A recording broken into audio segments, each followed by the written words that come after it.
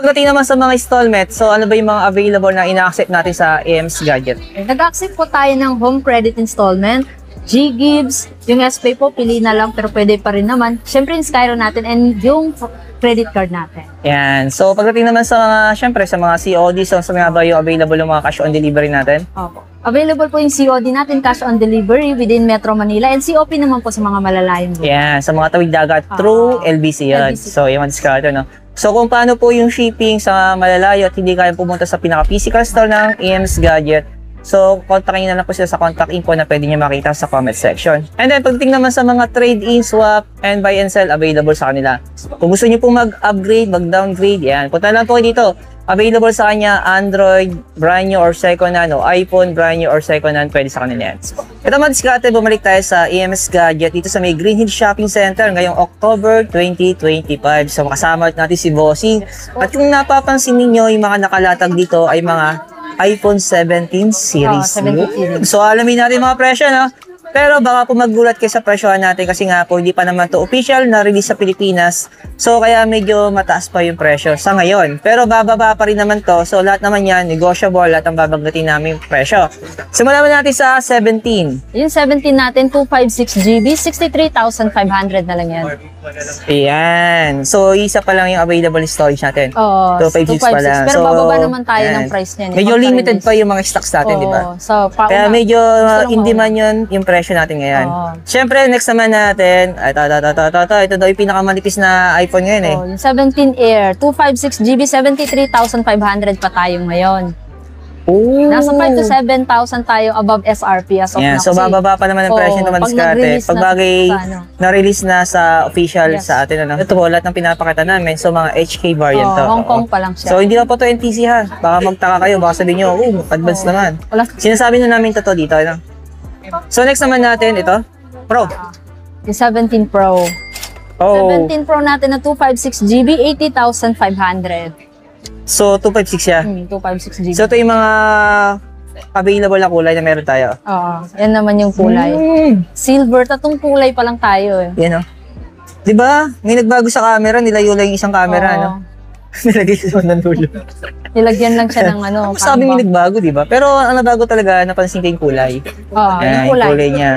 Nakafocus sa light ang kulay na sila eh. So ito yung mga colorway na pwede nyo pagpilian. Orange, blue, and silver.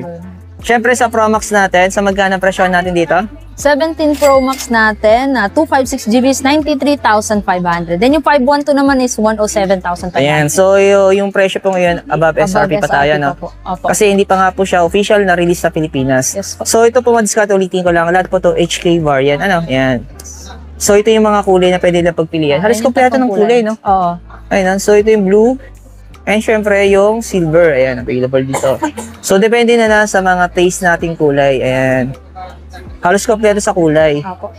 Dito naman tayo sa, ito, 16 plus. 16 plus, magkano to? Yung 128 natin na 16 plus is 48,500 na lang. Oh, Then yung 256GB naman natin is 55,500. yun. So dito sa 16 lang. Yung 16 lang natin na 128, 43,500. And then yung 256 naman is 58,500. Ayan, so pagtabihin natin 16, Oh, almost same ayan, lang sila. sa Kulay yung lang. 17, ayan. Oh, di ba? Oh, wala na bago, di ba? Kulay lang. Kulay lang. Ayan. Ayan. Ito yung 16 din to, yung kulay blue. Ayan. Ang kulit ng design. Eh. Dito naman tayo sa 16 Pro. 16 Pro 256, 64,500. Ooh, ayan. Yan mga NTC na yan, mga Yan. 16 series natin. So sa Pro Max natin, 67,500 na lang yung 16 Pro Max natin na 256GB. tapos dito bossing sa mga iPad natin. So anong iPad to? 10th gen po na cellular. Oh, 23,500 po. Pwede siyang lagyan ng SIM. okay. Pero 64 siya. 64. 64. Yung isa, Eh, same lang sila. Ito naman is Wi-Fi. Yung Wi-Fi naman natin is 256GB na Wi-Fi is 64 din. Ay, 64GB natin na Wi-Fi is konti lang yung price difference, 20,500. Ayan. So ito isang unit na to ay Air 7 naman yan. Yung M3 chipset natin. Yan is yung 128, 30,500. And then yung 256GB naman natin is 37,500. yun. May bawas. Ito bossing, last. Yung iPad Pro M4 natin, 11-inch Wi-Fi, 256GB, 54,500. Ayan. So, kung makapansin, may clear yung video natin kasi gusto lang namin sa inyo i-update talaga. So, available na po yung stocks dito sa EMS Gadget pagdating sa mga 17 series natin. Ayan, kompleto sila dito, ano? So, sabi ko nga, medyo in demand pa yung presyo kasi nga po, hindi pa po to available official sa mga authorized store ni Apple. Ayan. Kaya medyo mataas. And then, hindi po to NTC variant ano po ito madiskarte? HK variant. Ayan. Pero legit naman po, ano? Ayan. Lahat po yan madiskarte. Ayan. So, kayo na lang po pipili. So, punta na lang kayo dito sa AMS Gadget po sa may Green Hill Shopping Center, stall V17. yun. O, diba?